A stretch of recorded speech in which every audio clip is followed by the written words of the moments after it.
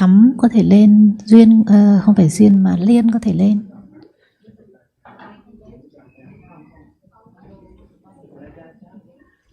Đưa cái gì cho A Chan?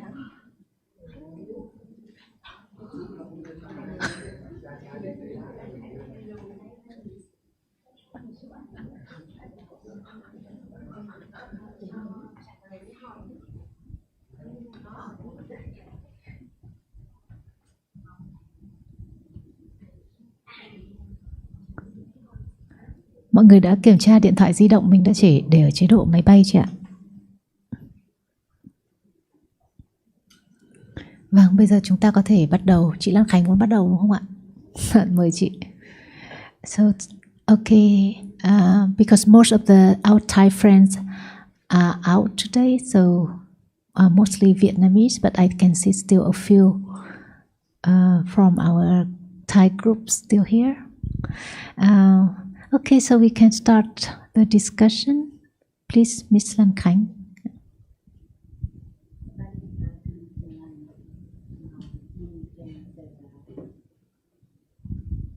Chưa bật chị. And good morning to everyone. My question is about how a kalapa presents itself to different sense base, sense doors. For example, at the time of seeing, then a kalapa which consists of 8 different rupas, they arise together. But to my understanding, there is only, even though there's 8, indispensable or indivisible rupas arise together as a single unit, but there's only the color can itself impinge on the eye base to be experienced by the seeing, where the other rupas, the other 7 rupas, are there together with the color, but it doesn't actually impinge on the sense, on the eye base, because to me it doesn't have that characteristic to be able to impinge on the sense base. I just want to clarify whether my understanding is correct or not. Thank you.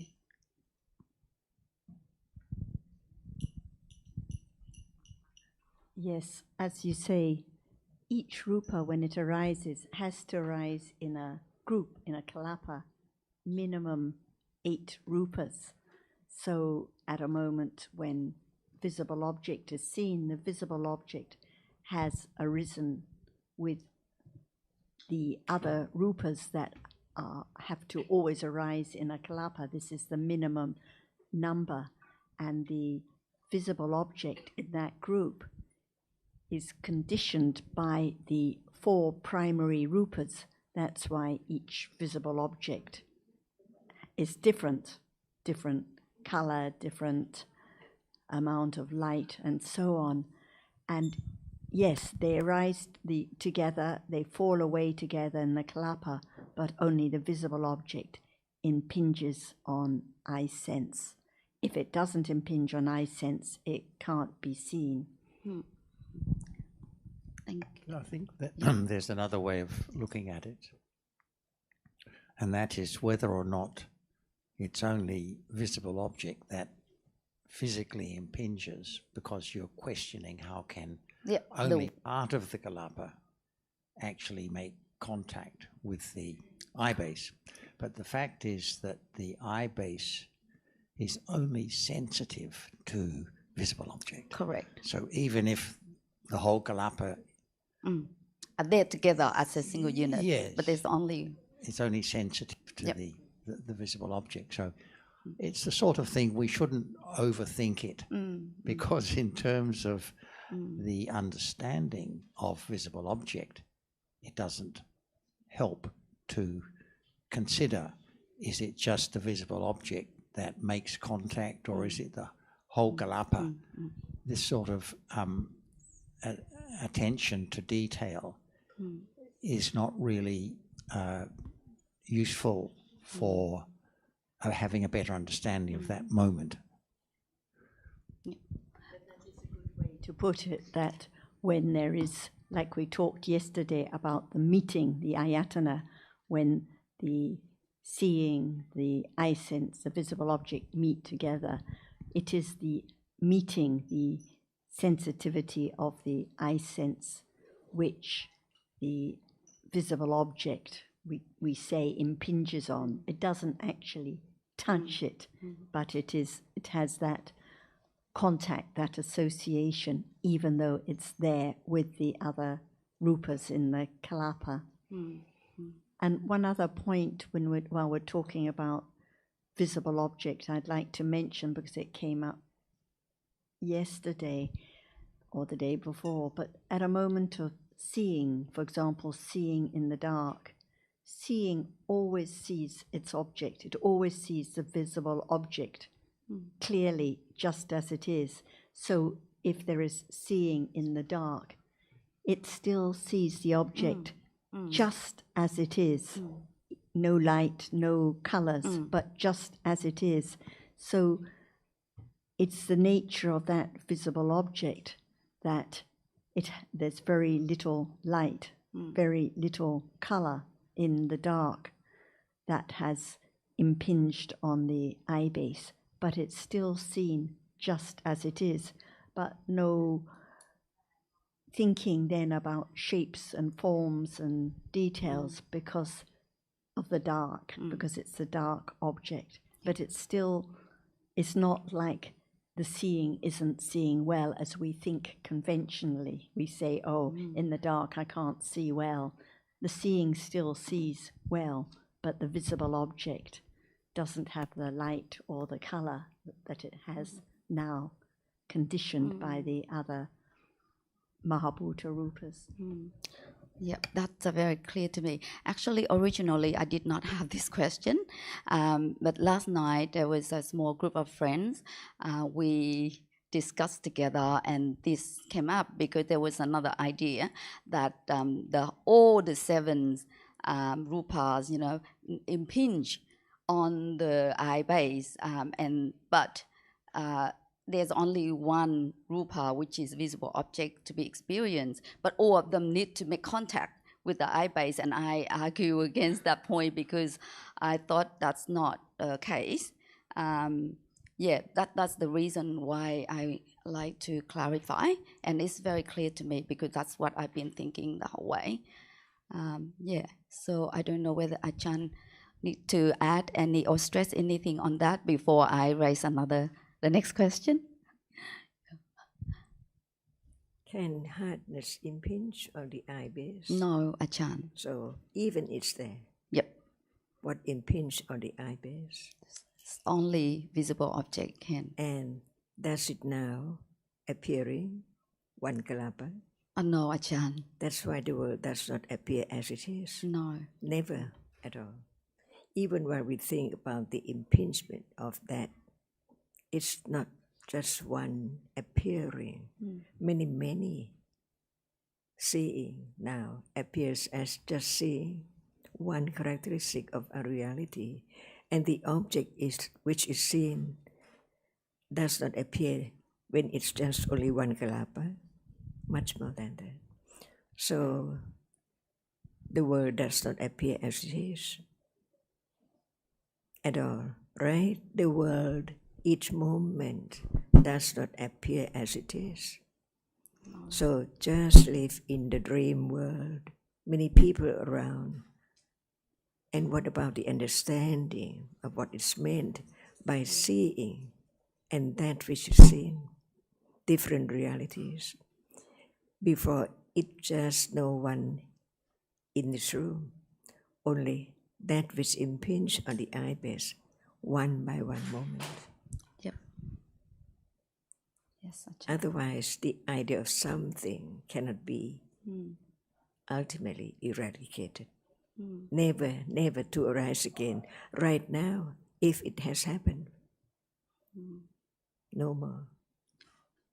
wrong understanding of people and things, the world of atta, this and that, all the time. But in truth, it just arises and falls away in split seconds. What appears is just the nimitta, the sign or the mark of seeing right now, not just one single seeing. Oh. How great wisdom, the enlightenment, experience the truth and share his understanding, the Four Noble Truth. This is the first truth. But only right understanding can begin to understand the truth. What does it mean? So many moments now. So moment of attending to one characteristic only, begin to let go the other realities appearing right now together as people in many different things. Until it's clearer, just a little more. And the reality which can get closer to the truth of our reality right now, it's not citta, it's not attention, but it has to be another reality. We have heard the name sati, but it arises with each moment of wholesome moment. With our sati, before hearing about saying or reality, is there any moment, was there any moment before thinking about it? At home, was there any moment thinking about seeing right now, see, and kalapa, and so on? Rarely, Ajahn. That's why it has to begin again and again and again each moment, because even just very, very slight akusala, ignorance, piles up each moment, and in a day, no sati when there's no wholesome moment. So we learn to understand seeing is not sati, and attachment is not sati, attention is not sati, memory is not sati. So there must be many, many different realities right now, unknown, until we learn to attend to what is there in life, little by little. At moment of giving away things for the other's benefit, what condition that? Usually no giving in a day, no sharing, no helping. Just think about that which is taken for property and friends and on and on. But that very moment is conditioned by the wholesome cetasikas. That's why we learn little by little about what is there right now, just in a moment. Like seeing, citta sees, and what cetasikas arising together. Do they know each other? Or one another? Not at all. No. Just they are conditioned to arise together. In Pali, saha, together, and chata is arising. So saha, chata, pacchaya, we learn to understand the truth without giving the name yet. But when we heard the term saha chata, what is it? Whatever arises together by conditions. And there are many, many conditions for just one moment of reality. That's why begin to pay great respect to the Buddha. Otherwise, no understanding of the hidden truth at all. So very subtle. Thank you so much, Ajahn. Yeah, the first time that I've heard this, all the Jessica arising together, they don't know each other. Yeah, because they function only to experience the object. They don't know each other. Yeah, this is something. Even the seeing doesn't know that it's accompanied by cetasikas and doesn't know anything about them. So even though the citta is the chief, the leader, innermost, it has no idea about cetasikas because it just experiences the object. That's all. Clearly experiences the object. This is very Interesting to know. Yeah. My next question arises from your answer. This is something unplanned. You mentioned that when seeing, see, regardless whether there's a light or in the dark. And in darkness, it will see, but it's just seeing visible object, without actually clear shape and form and all that. So last night, we also discussed about condition for seeing to arise. And one of the suggestion, or not suggestion, but like one of the understanding and discuss, contributed to the discussion was, firstly, you have to have the eye sense, eye base, and secondly, need to have an object that can impinge on the eye sense, and there must be light and also attention. So I just want you to comment on that, whether light, because you, as you mentioned, that you can see even in the darkness.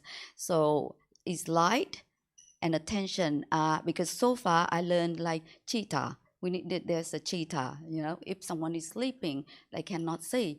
But here the suggestion was light and attention. So was that correct to say those conditions for so seeing light device? is an aspect of the visible object. Like now, there is a lot of light. The visible object is light. So there's the seeing of different colors, visible objects, very, very clearly with different colors because of light. So there can be immediately thinking about shapes, forms, glasses, microphones, objects because of that. But in the dark, very little light, almost no light. So that's why Less details, right?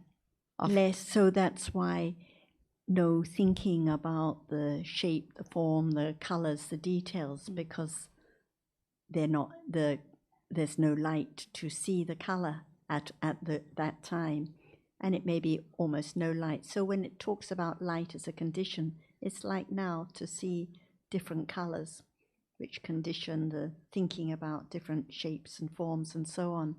And we hear that again and again. It's not one visible object seen, countless visible objects seen, and it's the nimitta that appears. So if it's seeing in the dark, it's the same. It's just one visible object after another, and it's still that nimitta, still no making out of the shapes and forms, because no color appearing, no light at that time. But the visible object is just the same.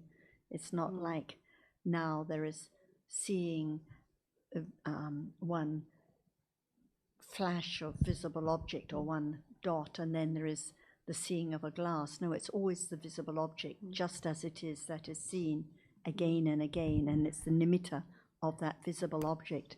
So when we say shape and form and details, already that is thinking about the visible object, the details of the bottle, the details on this label, the details of the microphone.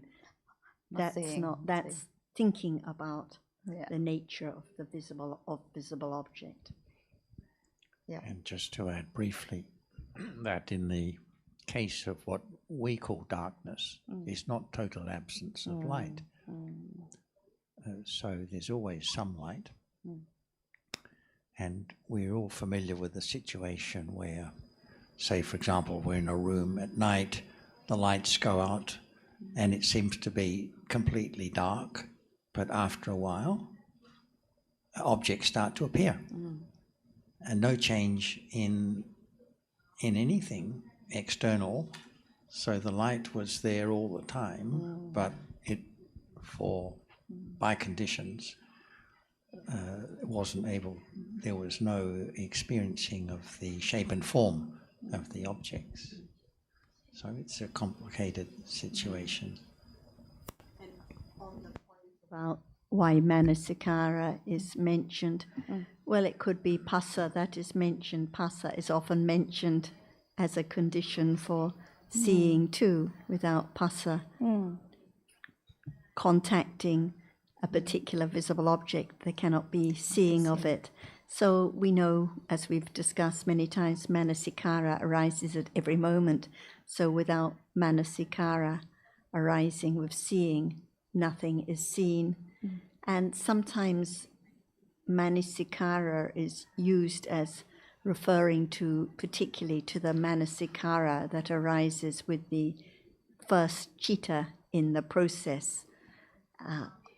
So manasikara has to attend to visible object when there is the adverting to that object, followed by seeing, so at each moment. So manasikara plays an important role. So they are all important, I believe. Like you just mentioned, phasa. Yes. Without phasa, there won't be seeing Phasa occurring. is often mentioned as a condition for seeing too, yes.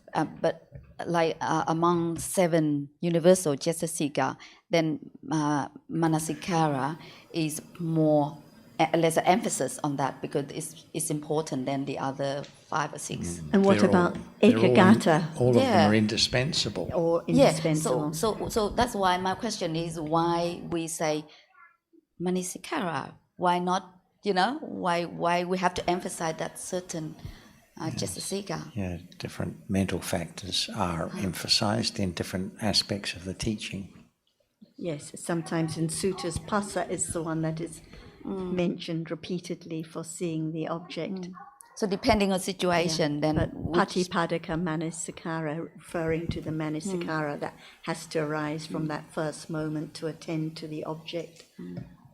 But it depends on the context. Yeah, I feel like because I read long time ago, I read about those as well, and that exactly what I remember reading. And to me at that time, and not sure about anyone else, but at that time I thought my attention, if I don't pay attention to that, then if I'm too busy listening to you, then any other thing I wouldn't pay attention to.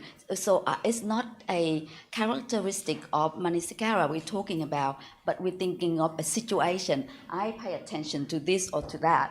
You know what I mean? So I ask because I feel like there may be a misunderstanding thinking that I need to pay attention. If I don't pay attention, I won't be able to see.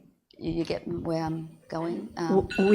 We had one friend who was very keen, and he used to follow strong meditation teaching in Thailand, and he was taught that manasikara means like before you eat your lunch, there has to be paying attention first, or like before coming here, there must be paying attention. But I think whatever we read is misunderstood without right understanding. People have the idea that there is contact first and then feeling, for example, or contact and then seeing. They don't arise because they don't understand the cetas arise together, condition each other, as Ajahn said, by sahajata pachya. Arise and fall away and support each other. So am I right when I say they are equally important, or the 7 Cetasika in this case of seeing, they're equally important because they go together anyway, hand in hand. None of them, be left behind or anything. But depending on some situation, then we talk more about a particular Cetasika to emphasize its importance. Just like here, we cannot talk about every reality in every discussion. A couple of days ago, we were talking a lot about manasikara, how manasikara has to arise with every citta throughout life, attending to the object.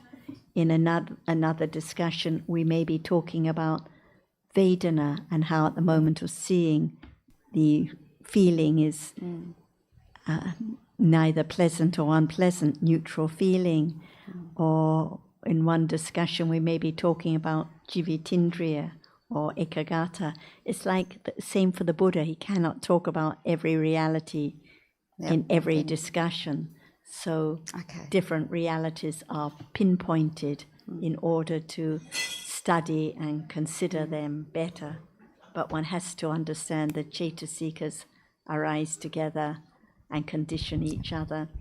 And like you say, any sutta will be misunderstood without it's clear. Thank you. Right understanding.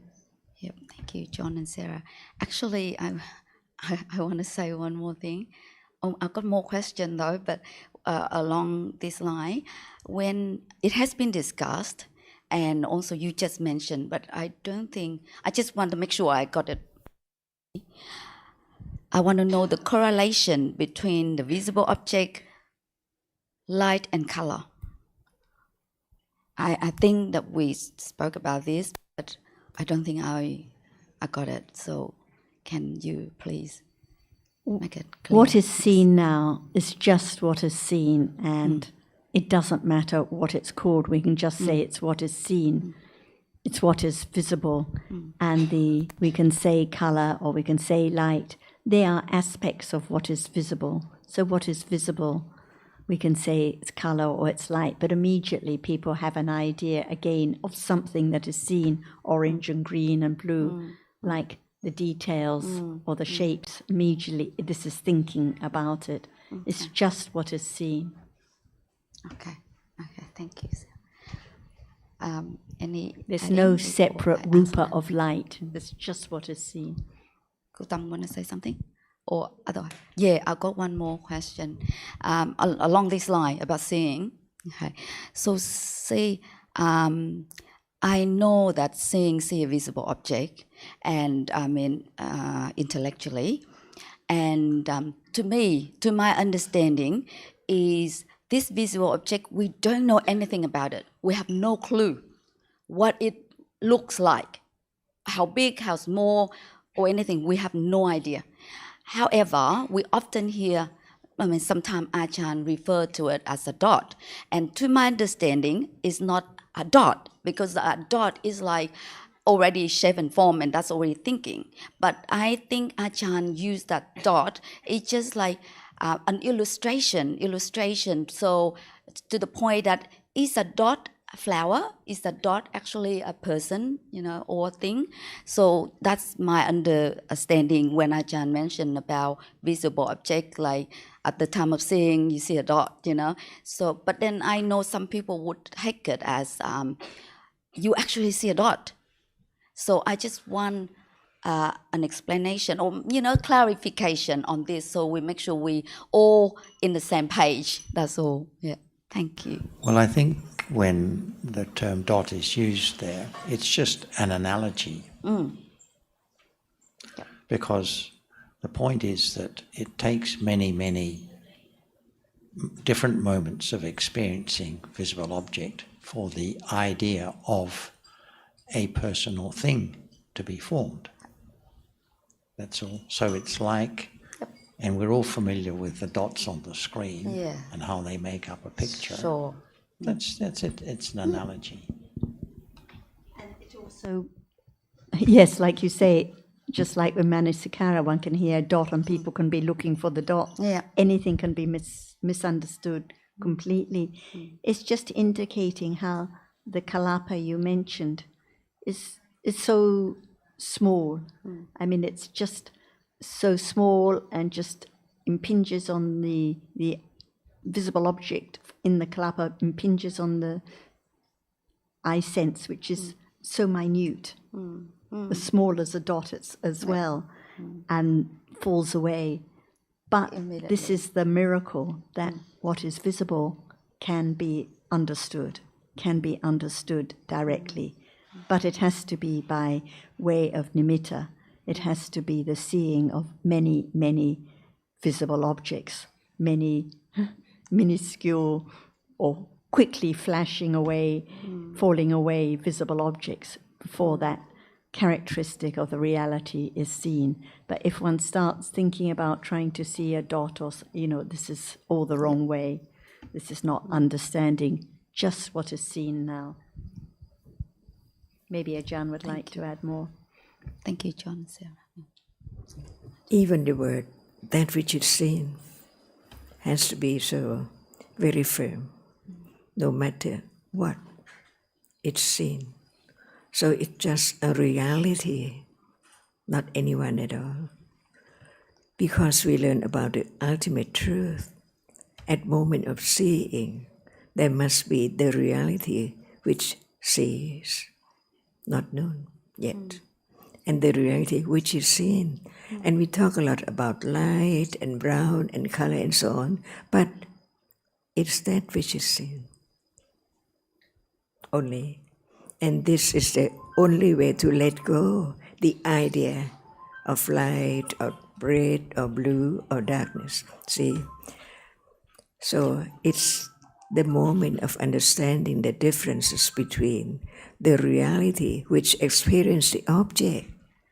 Otherwise, it's light or brown again and again. But the reality which experiences the object has no shape, no form, no light, no smell at all. See, now it's there. Experience an object. Never thought about it. And it's so very, very subtle to understand that which arises and falls away in split seconds. Just experiencing what appears now, no matter through what doorway, a reality, the chief of experiencing. Without it, there is no world, no matter the world of Deva or the sun or the moon or anything at all. So in truth, it cannot be anyone at all. It's conditioned to arise to see at this moment. And at moment of hearing, it's a reality which is conditioned to arise to hear and gone. The breaking world, Yes, arising and falling away all the time, unknown. So when we talk about anything, it's just the idea and the truth about it in order to have firm confidence of, in truth, the world is gone.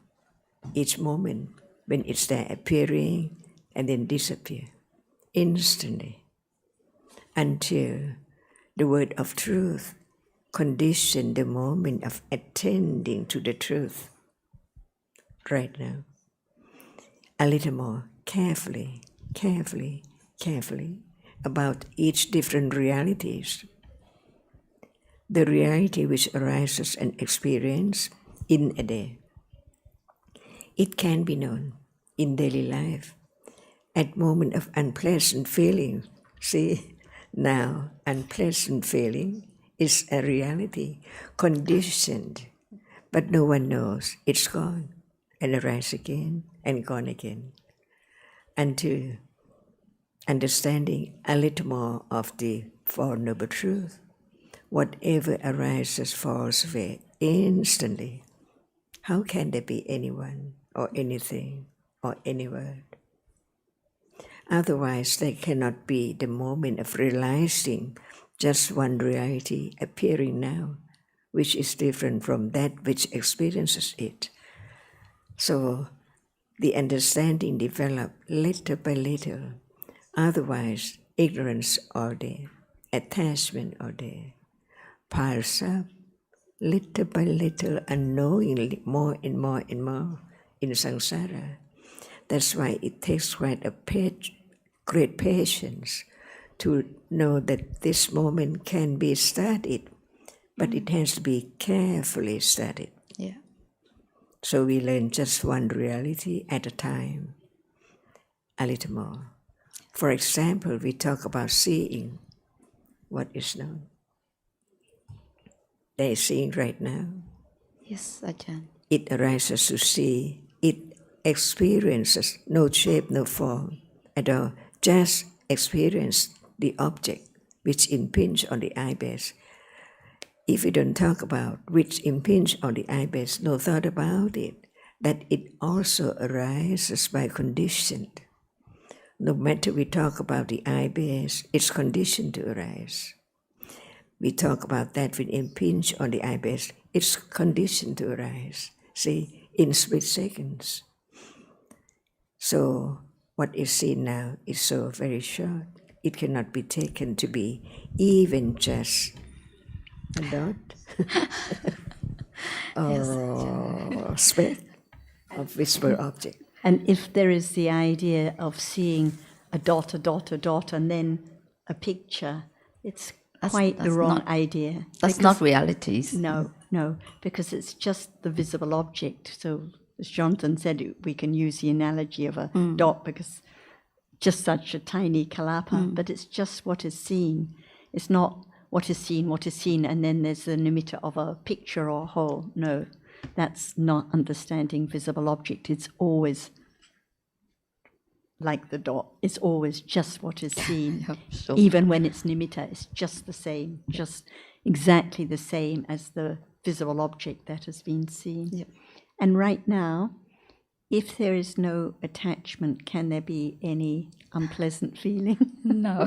So we can see this is daily life, moments of seeing, moments of hearing, moments of wise considering, moments of understanding, moments of attachment, moments of unpleasant feeling, dosa, just so ordinary, just different dhammas arising and passing away. And that's life. Yeah. And now is the time to understand them, because it's the world is always At just this now, moment. at this moment, right now. Like usually we think, oh, I don't want to understand this or that. I don't want to know this attachment right now. But this is it. This is the way to understand that even while speaking about Dhamma, even while understanding, the asava of attachment is there, ready to condition unpleasantness anytime, unexpectedly. Yeah, daily life. Very good topics, Leanne. Thank you. Thank you so much, Thanachan, Jordan Sarah. Sorry. I think Một chút tiếp câu nói. Dạ, kính chào Achan và ông bà Chonsara và các bạn đạo. Thì như điểm vừa rồi mà bà Sarah có giảng cho bạn Lan Khánh, thì Nhu Hòa có cái sự suy nghĩ như thế này. Tức là khi mà bà nói về, kể cả Đức Phật cũng không thể nói về các thực tại cùng một lúc, hay là như bây giờ lớp học này cũng như hôm qua, hôm trước thì chúng ta nói rất nhiều về Manasikara, và hôm sau thì nói nhiều về thọ chẳng hạn. Thì có phải là trong cái giải rác của các buổi học thì tùy theo cái duyên ở thời điểm đấy mà các bậc thầy sẽ giảng từng thực tại để cho có cơ hội suy xét về chúng. Nhưng mà cái mà để hiểu thì khi trong đời sống chúng xuất hiện thì nó cũng không được hiểu cùng một lúc, mà những thứ nào đấy nó mạnh mẽ như là thọ ở thời điểm này, thọ ưu chẳng hạn, thì nó có thể nó được suy xét như đã được học và nó có thể được hiểu. Và các tính chất khác cũng như vậy. Nhưng mà sau đó con nghe Achan giảng thì con lại có thêm một suy xét là tất cả các thực tại ấy nó luôn phải được hiểu dưới góc độ là hoàn toàn là Pháp, chứ không phải là một con người hay một tự ngã như là thọ tôi buồn bực hay là cái hướng tâm của tôi. Thì trong cái bài giảng vừa rồi thì con có cái sự suy nghĩ như vậy, và mong các thầy tiếp tục chia sẻ để con được suy xét thêm.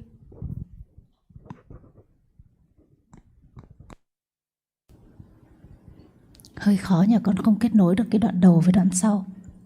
Thì con đợi, thì chắc là tập trung vào cái đoạn sau thôi đúng không ạ? Ý bây giờ muốn hỏi, con nghe nhưng mà con không hiểu, tại vì là lúc trước thì là đang nói, con không muốn mất nhiều thời gian cho các vị quá. Tức là bây giờ cô muốn hỏi là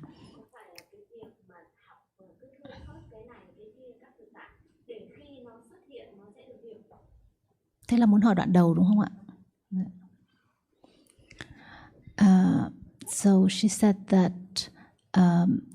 during the discussions, sometimes you stress on phassa, and sometimes you stress on manasikara, and at other times we discuss about another realities. Like when we discuss about each reality, it seems very important. But then we talk about another one. So she said that, does that mean that we discuss deeply about each reality so that in our daily life, when they appear, they can be understood?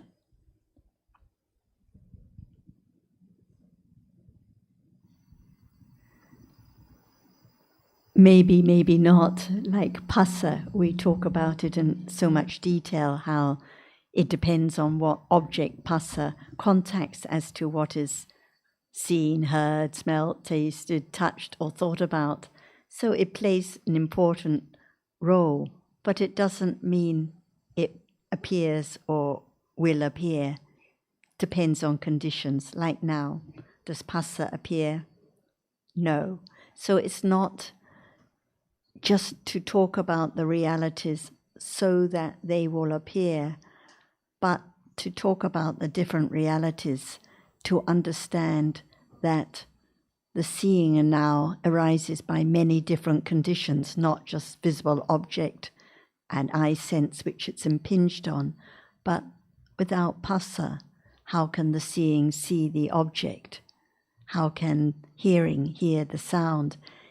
It's all for the purpose of understanding there's no self, no one that sees, no one that hears, no one that thinks about anything.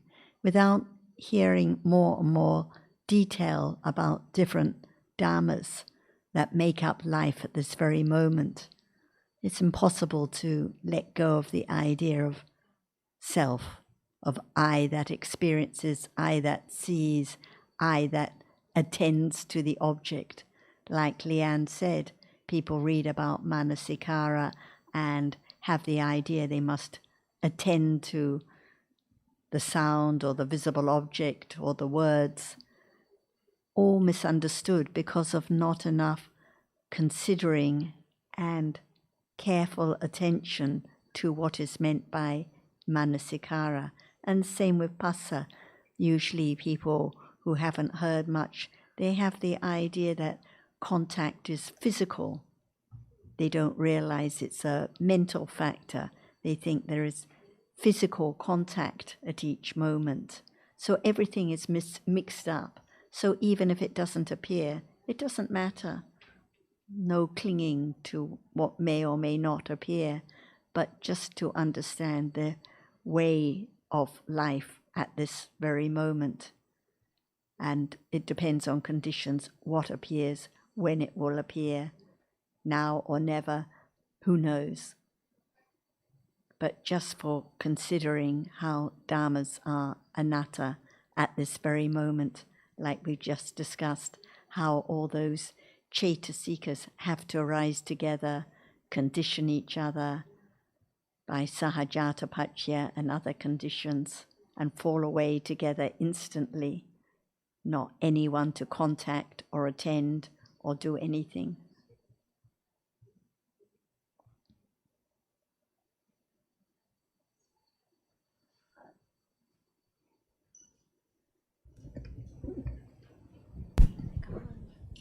Vâng, con xin cảm ơn ông bà. I think Tham also has a question on the visible object. So maybe she can, after Ajahn.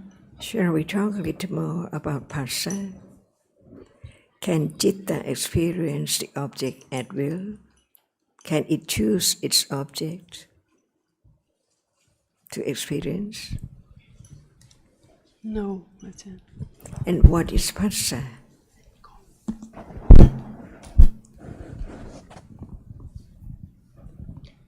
Dạ, nó là một đặc tính có thật để hỗ trợ cho tâm kinh nghiệm đối tượng ạ. That is a characteristic that it's real and it supports the citta in experiencing the object. Is it the reality which experiences the object? Dạ phải ạ. Yes. So, what condition it to arise? Các yếu tố khác ạ. Other elements, Ajahn. Again, please. Other elements. Or other factors. Ví dụ như quả duyên nó làm cho xúc nó phải sinh khởi. For example, the karma that conditions the phassa which arises with the vipaka citta. Again, please. She gives an example, like karma conditions the phassa which arises with the vipaka chitta. What moment? Dạ, bây giờ ạ. Now, What is it? Nó là cái âm thanh bây giờ đang được nghe thì chắc chắn phải có xúc ở đấy ạ. like now, sound is heard and phassa must be there with the chitta which experiences sound. That's why without phassa, can citta experience sound? Dạ không ạ. No, cannot. What condition citta which experiences sound?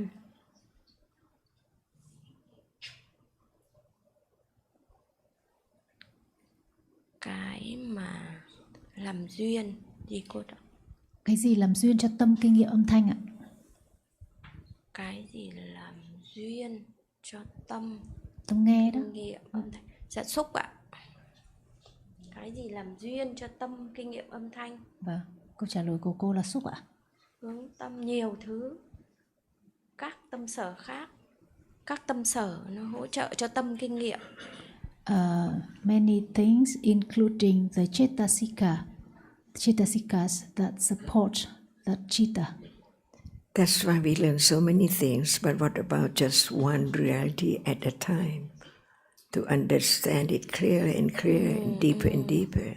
For example, hearing here sound, is that right? And kamma condition, what? Phassa and hearing.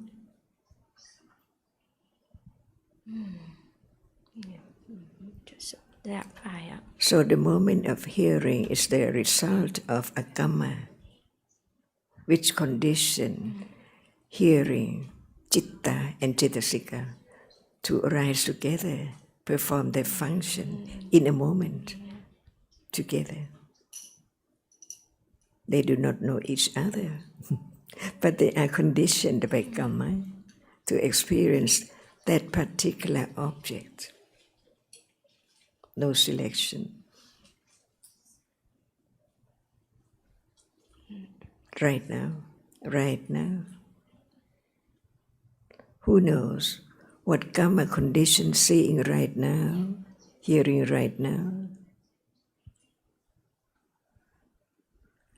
As much as it can be known, when citta hears unpleasant sound, it's different moment from the phassa which experience unpleasant sound, pleasant or unpleasant object. So it's so miraculous, very complex. How come to be moment of experience such particular sound? Only by karma, which has been done. That's why the karma is hidden. It cannot be known. It's not revealed. When will it condition its result? And even the vipaka citta is covered up. No one knows this moment, what condition it, what karma, in samsara. That's why I have confidence of the truth, the cause and the result. Without the cause, there cannot be result at all. That's why the four Ariya Satya, the result is that which arises and falls away. Dukkha just arise and falls away, never to arise again in samsara. No more seeing right now in samsara, just only once.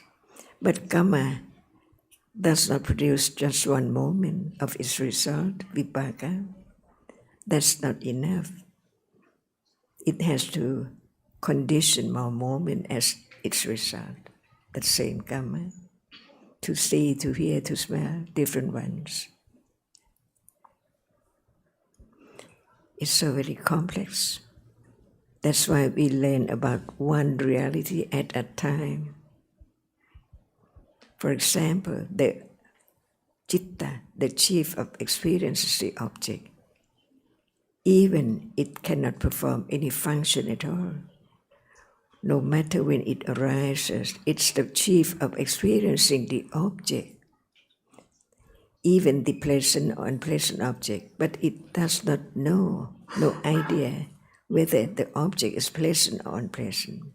Its function is just to be conditioned to experience only that object. And the other cetasikas arising together with citta, how many cetasikas? Depending on conditions, to be the cause or the result. What level of kusala and akusala, strong or subtle or weak, see? That's why each moment is conditioned. That's why learning to understand at the very beginning what is what, and learn a little more to let go the very, very strong clinging to the idea of something and self and I, atta. So now, it's a dream. It's a moment of dreaming about that which is gone. Each moment to be permanent, like someone in something all day. And thinking about dreaming. It's in light or in darkness.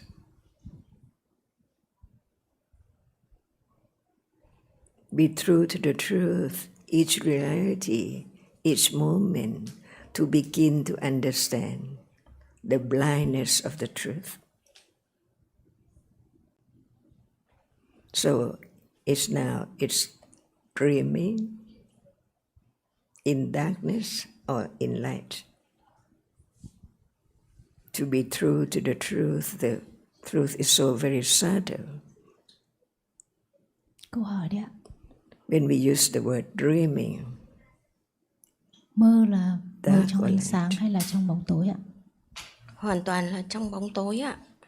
Totally Có một- in darkness, Ajahn. But it does not appear at all. How much blindness of the truth accumulated until hearing the word of truth from the enlightened one. Each word should be carefully, so very carefully understood, stage by stage. That's why even the arising and falling away of this moment can be discerned, can be realized. It's so very deep. The more understanding, the deeper understanding, the truth is deeper and deeper, unbelievable. So we begin to understand the ultimate truth. Right now, what it's in darkness, dreaming about light and people and trees and everything. And when it's the darkness of ignorance, much more than any dark, because there can be light if we light the candle. But what about the ignorance? No understanding of what? Of seeing, of hearing, of thinking, of sweetness, of bitterness, and no matter what, no understanding at all.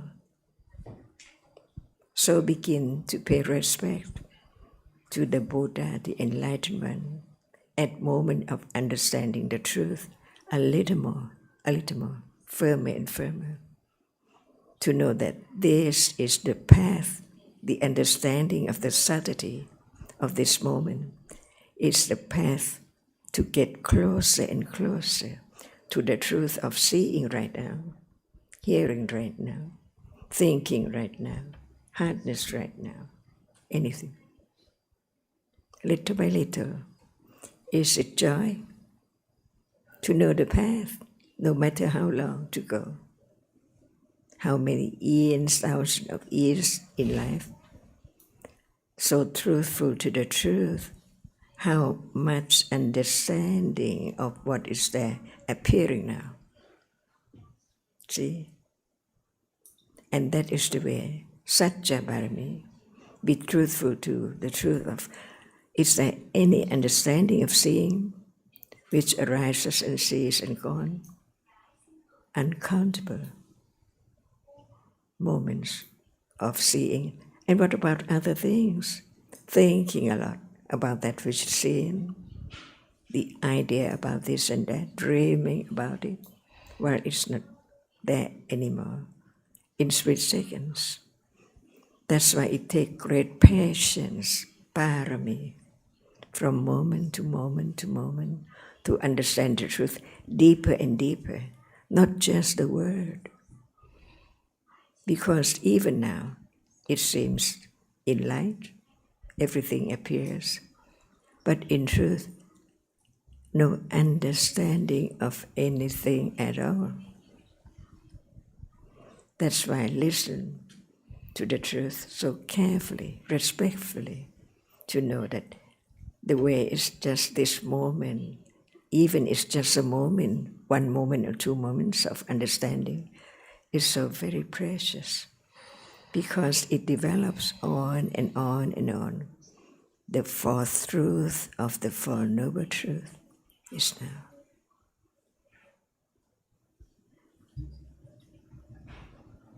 Dạ, con thấy thật là kỳ diệu.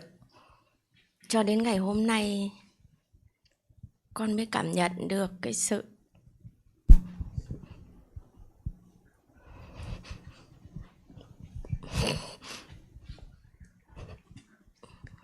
dạ, vô cùng thâm sâu vi tế của Pháp thực tại. Con tri ân A Chan rất là nhiều. Con thật sự tri ân. Em có thể tiếp tục câu hỏi của cô tí được không? Thank you. It's amazing that only today that I really feel this depth of the Dhamma. So I am really, really grateful to your teaching. So, is there person now? See,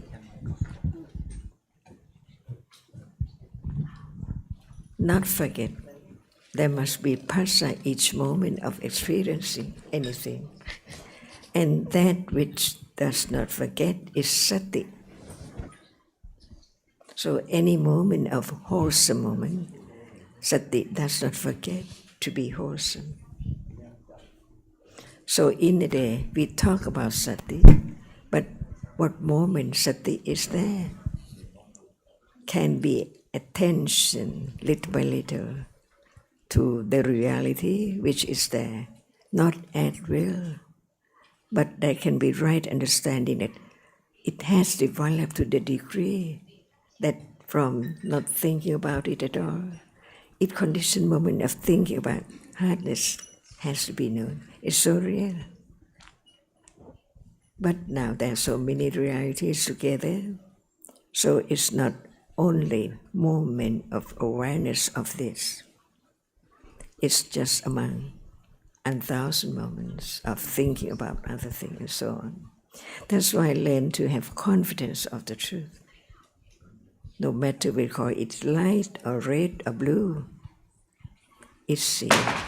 Only the reality which is seen.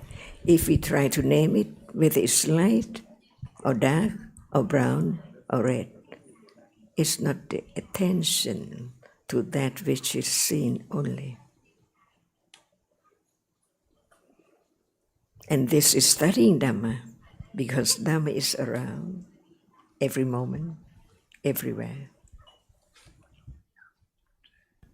And I appreciate the interest and understanding of the questioner here, but I think it's a good example for us all of the benefit of hearing the Dhamma again and again. Because once is not enough, and we need to hear this, maybe the same thing, I can say, over and over again. And on different occasions, it will have a different effect in terms of the understanding. So we never know when there will be a moment of having understanding at a better level than previously.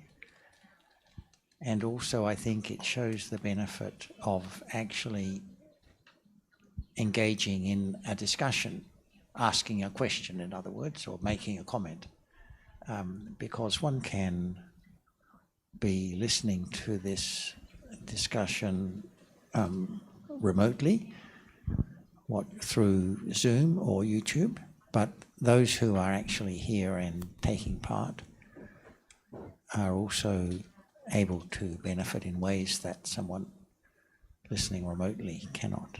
Thank you. Dreaming that Ajahn mentioned, like when we wake up in the morning, it may be obvious that the dreaming was in the dark. No light was appearing, even though at the time of dreaming it seemed light was appearing. But even now, even while listening to the Dhamma, there is dreaming about so many things. How amazing Ajahn is teaching, about when lunch will be, or so many different ideas and topics. So there's dreaming all the time. Dreaming about different stories about this and that, even stories about dots and colours and light, dreaming on. And it seems that it's dreaming in the light, but actually it's dark at all those moments of dreaming. And one more comment about phassa, because we mentioned that manasikara is often mentioned as a condition. Phassa is not just sahajata paccaya, it's also nutriment condition, ahara paccaya.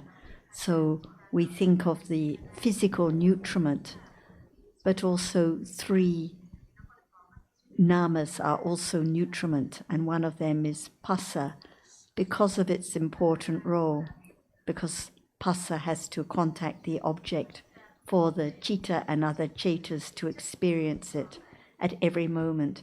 It's nutriment for the citta and cetasikas to arise. And citta is a nutriment, the chief in experiencing at every moment. And cetana is the other nutriment. At each moment it coordinates the citta and other cetasikas. It's often referred to. And of course, at moments of kusala or akusala, then it is nutriment. And when that kusala or akusala is strong enough, the karma can produce results later. So sancetana, phassa sancetana. So different aspects stressed in different ways. So phassa is stressed a lot as important condition. So even though it doesn't appear now, it's good to know why this visible object is seen, why this sound is heard, why suddenly one is emotional about something. Without phassa, none of this would happen. Always unexpected. The object is always unexpected. No one planned to have moments of deep understanding. No one planned to be emotional. No one planned to say this or that. But whatever arises is by conditions, and phassa is one of those conditions. Ahara paccaya. Thank you. Cho em tiếp một tí thôi. Okay. About the dreaming, can I have the more clear about what is the difference between the dream in the dream and the dream in the daily life, and can understand develop during the dream? I mean, in the sleep. The only difference between daydreaming and night dreaming is that now, whilst daydreaming, there are sensed or experiences in between. So thinking about Ajahn or thinking about a lunch, but then seeing arises, sees more daydreaming, hearing. So sensed or experiences in between the thinking, the daydreaming, whereas at night time, no sensed or experiences until the dream stops and one wakes up from it. And can understanding arise at night time? Possible, but does it whilst dreaming? Usually it's just thinking, endless thinking with ignorance and attachment or aversion if it's a bad dream, on and on. I mean, in the sleep, dreaming about the concept only, or any realities can be Dreaming about concepts, stories, only concept. endlessly. Then no understand there at all. Just thinking on and on about different ideas and stories. Why doesn't the Arahat dream? No more ignorance, attachment. I don't know. Yeah, no ignorance, no attachment, no dreaming. Okay. So dreaming endlessly about different stories. So can easily say in the sleep cannot develop the understanding at all in terms of the realities? Not like now. Okay. Is it now dreaming? Yes, Ajahn. Is it just a moment ago dreaming and now dreaming? Now dreaming. And just a moment ago, is it also dreaming? Yes. No matter it's day or night, dreaming is dreaming. Yeah. About whatever is now appearing.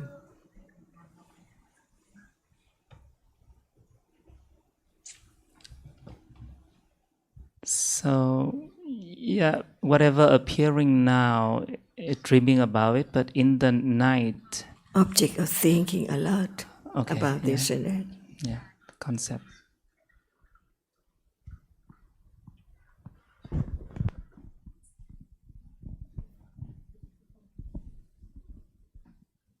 Sarah, I disagree with you. I don't think no panya arises at night, because I think, for example, in the day when we have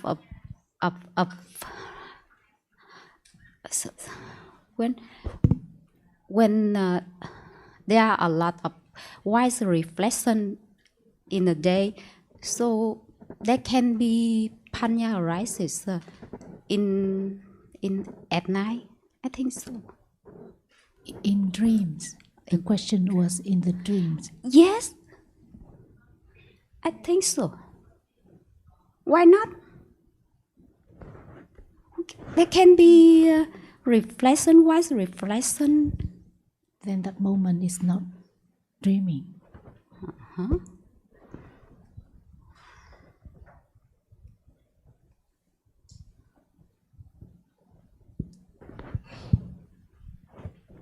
While asleep, wise reflection. Yeah. Can you give an example? Just my thinking. The object of dream. What is the object of the dreams? Maybe we can still in a thinking, like they reflect or consider on reality, on what we think a lot in a day, and there's the panya can arises. Why not? So, how does one know panya and not thinking with the usual tap about Dhamma? I think you're suggesting that during sleep there can be what one has heard of the Dhamma. Dịch lên cái ý của bác John giùm em đi chị.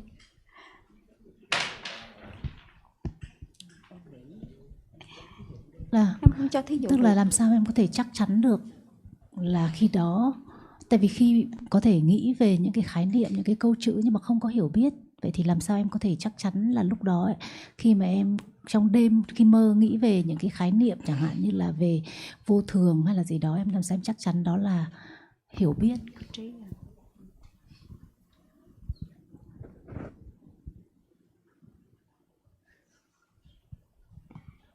Not sure, just thinking, or maybe we ignore it. Thank you.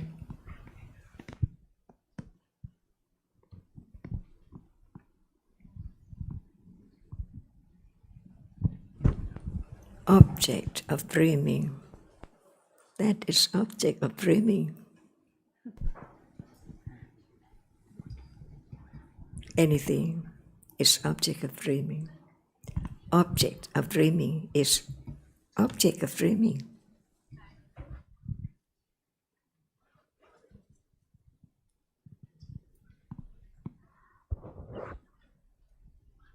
But not anything, right, Ajahn? Concept only in the night. When there is no understanding of the truth, nothing lasts at all. It falls away instantly all the time. Is that thinking about it, dreaming about it, that it's still there now? Even the moment of asking, see, what is the object of dreaming? That is object of dreaming. I suppose there could be dreaming about having a Dhamma discussion, for example. So one is considering the Dhamma in one's dream as as the participant in a discussion. But why would one assume that there was panya?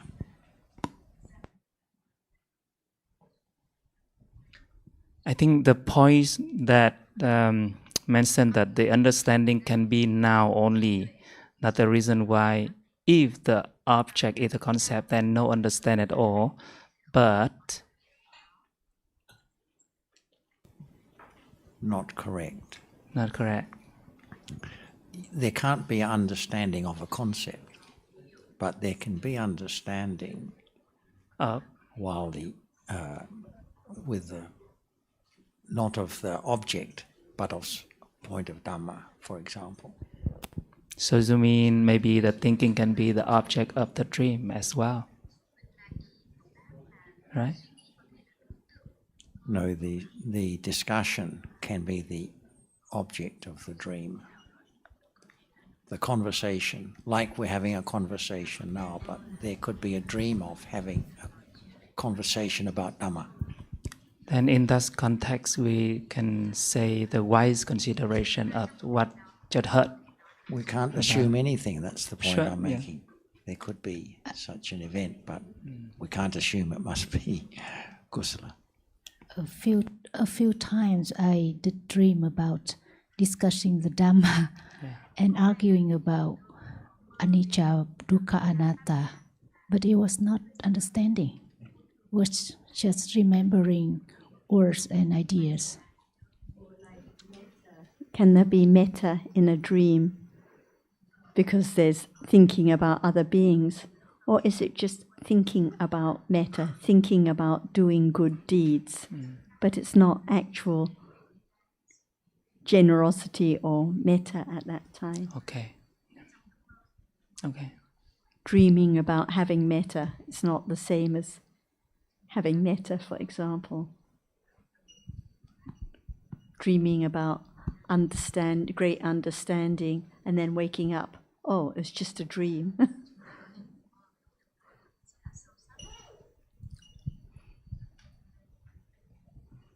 Thank you.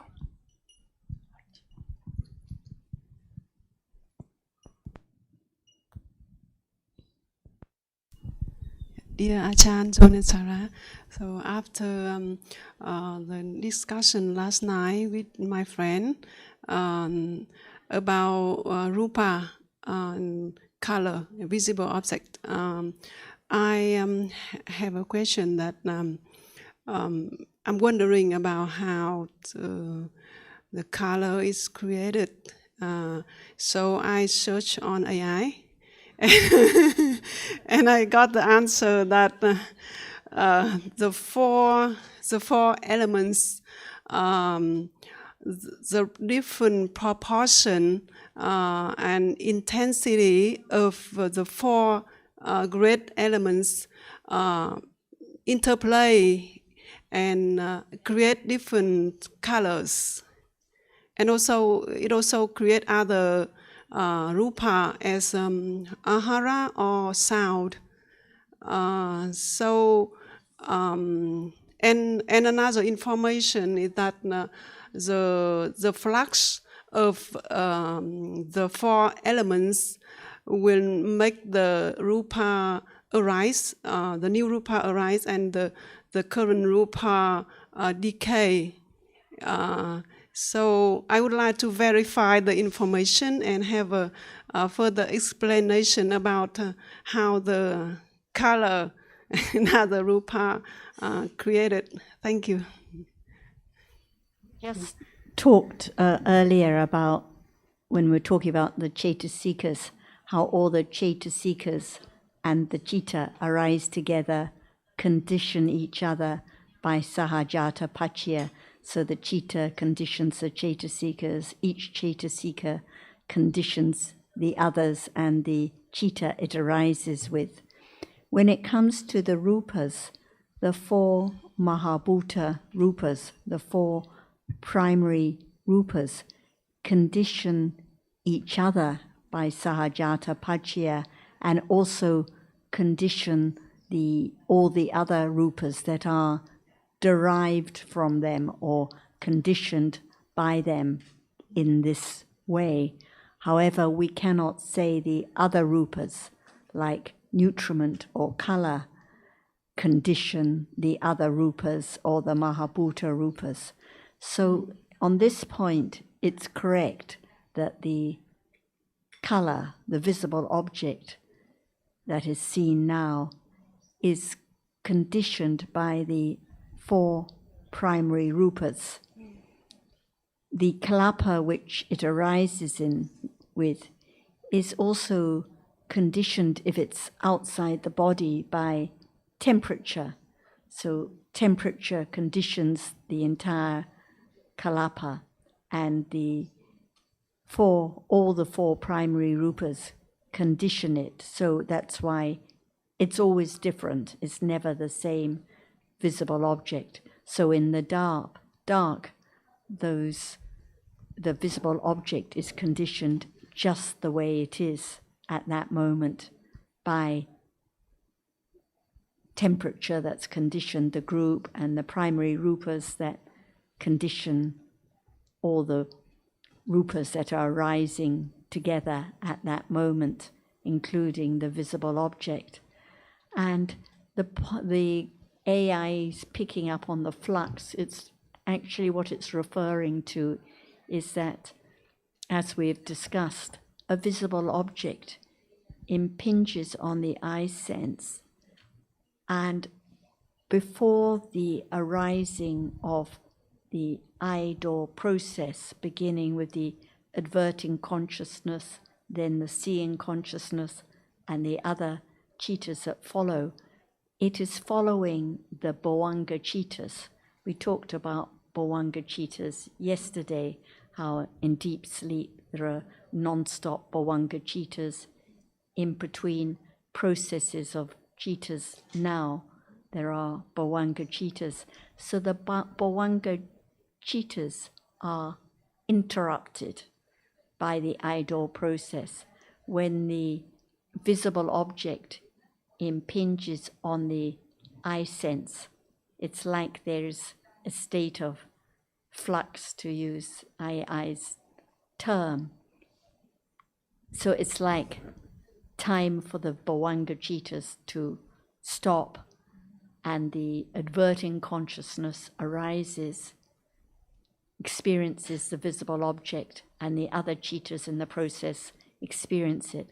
Because as we know, each visible object lasts for 17 moments of chitta. So starting from the last 3 moments of the bhavanga chittas, which are interrupted, there follow another 14 moments of citta. If the visible object has impinged on the eye sense earlier, then it means, because it can only last for 17 cittas, so it means there isn't a complete process of sensed or cittas experiencing the object.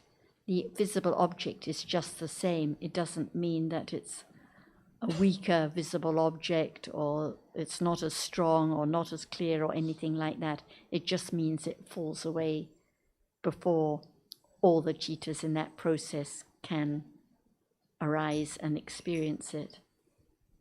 So again, what's the point of this detail? What's the point of knowing this?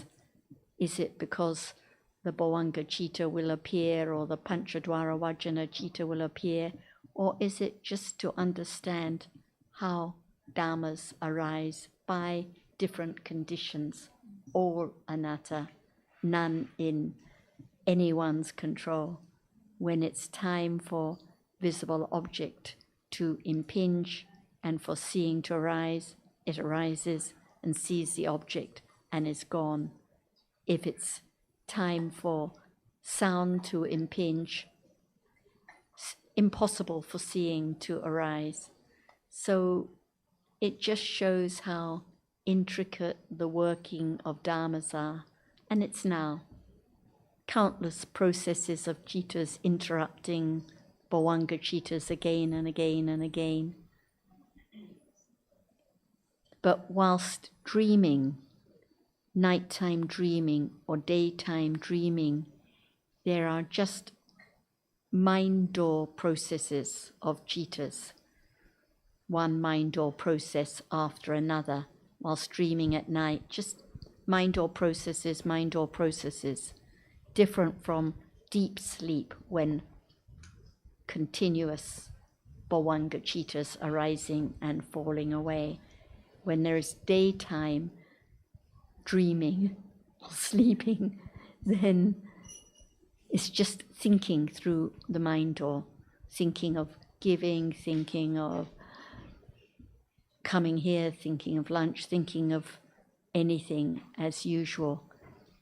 And it's interrupted by sense door processes. So maybe many mind door processes, Bhavanga cittas in between each mind door process, and the Bhavanga cittas are interrupted by sense door processes or mind door processes again and again. So you can tell AI, mostly not bad. B+. Thank you, Sarah. Liên cũng có câu hỏi đúng không? Có ai chuyển mic cho Liên? Con kính chào bà Achan, ông John và Sarah. Con có câu hỏi ạ. Con có mối quan tâm đến giáo pháp ạ, nhưng mà do tính chất công việc của con nó khá bận rộn ấy, nên là cái thời gian để dành học giáo pháp nó rất là ít. Con đang có cái thắc mắc là liệu con có lên nghỉ việc hoặc là giảm bớt công việc để dành thời gian học giáo pháp nhiều hơn không ạ? Con xin cảm ơn. So I have this question. I am very much interested in the Dhamma, but because of the nature of my work, I'm very busy and I don't have much time to study Dhamma. So my question is, should I drop my job or reduce the workload so that I can have more time for the Dhamma?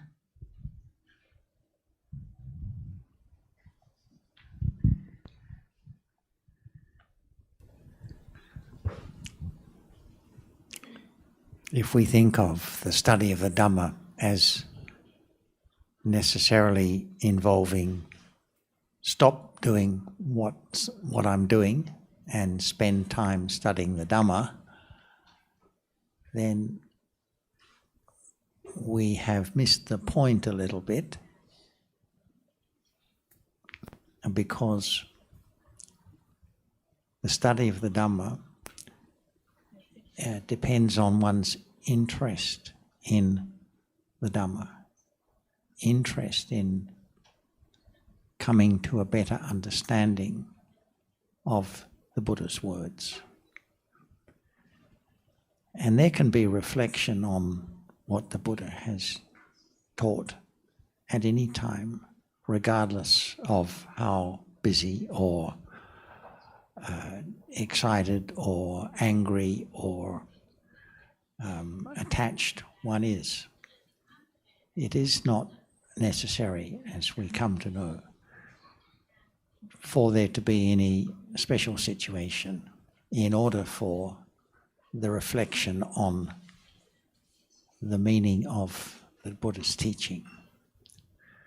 It seems in the beginning that it's easier to pay attention to what we've heard when the circumstance such that we are not distracted by worldly demands. But that we should not fall into the trap of thinking that if we were less busy, there would be better understanding. So after a while we come to appreciate that it's not the spare time for study that's important, but it's the interest and the keeping in mind what has been heard, not by deliberately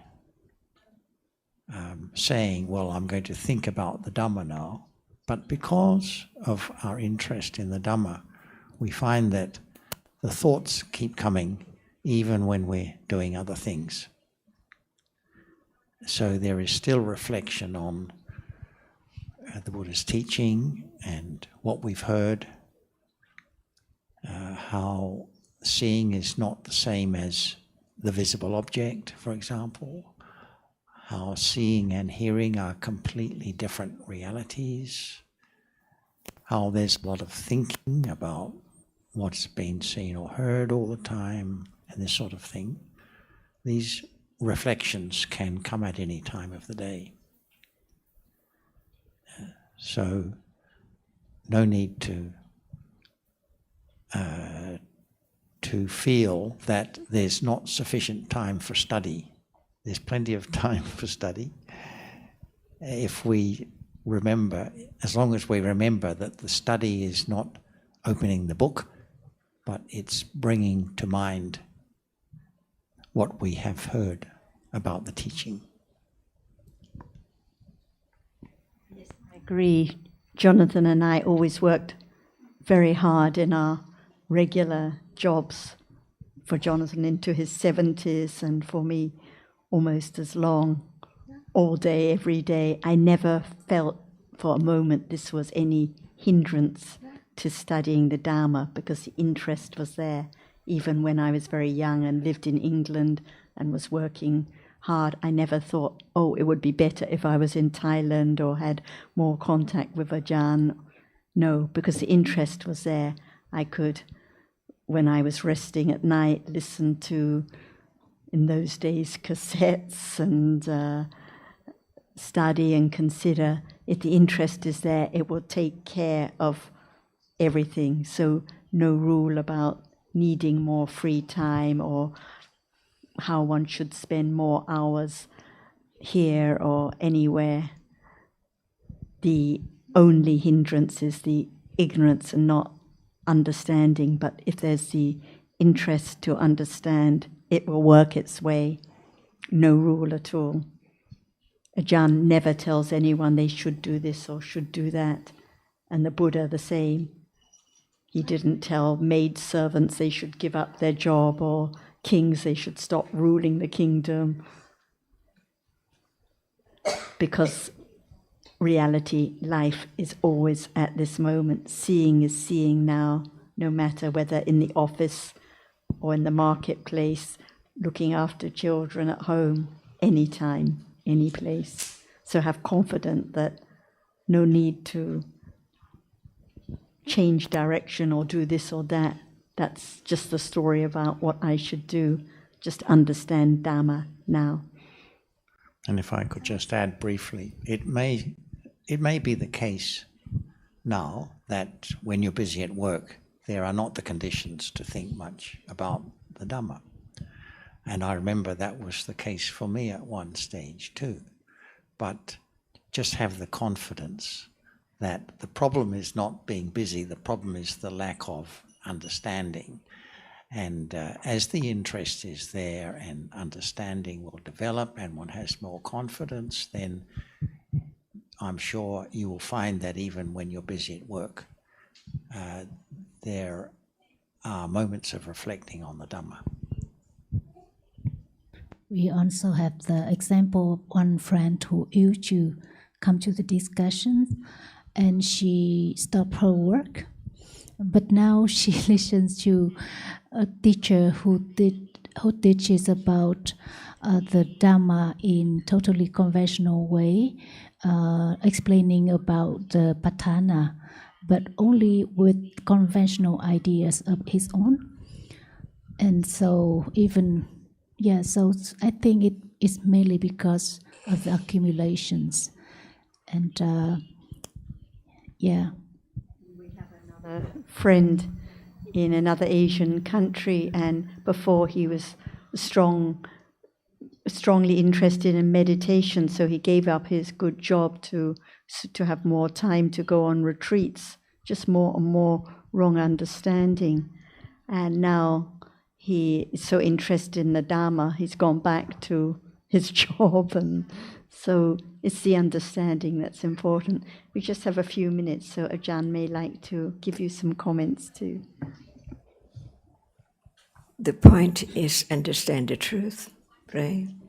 No matter working or not working at all, each moment is conditioned to be on and on and on. But the most precious reminder from the Buddha, understanding that which has arisen now.